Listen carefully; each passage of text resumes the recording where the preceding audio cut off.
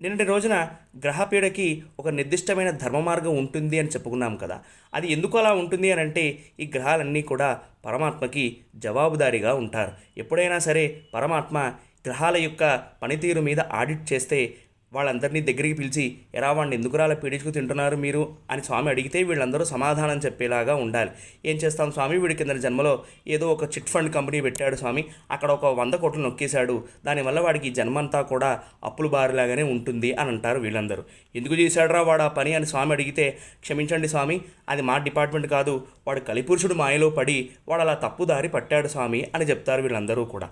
అందుకోసం మనం అందరము ఏమి చేయాలి అంటే ఈ గ్రహపీడ కన్నా ఎక్కువగా ఈ కలిపురుషుడు మనం ఏ విధంగా పీడిస్తాడో అన్న ఉద్దేశంతో మనం అందరము కూడా శ్రీమద్భాగవతాన్ని ఆశ్రయించాలి. శ్రీమద్భాగవతాన్ని ఆశ్రయిస్తే కర్మ సిద్ధాంతం మీద మనందరికీ కూడా గట్టి నమ్మకం ఏర్పడుతుంది. దీని గురించి రేపు ఇంకొంచెం తెలుసుకుందాం. హరే కృష్ణ.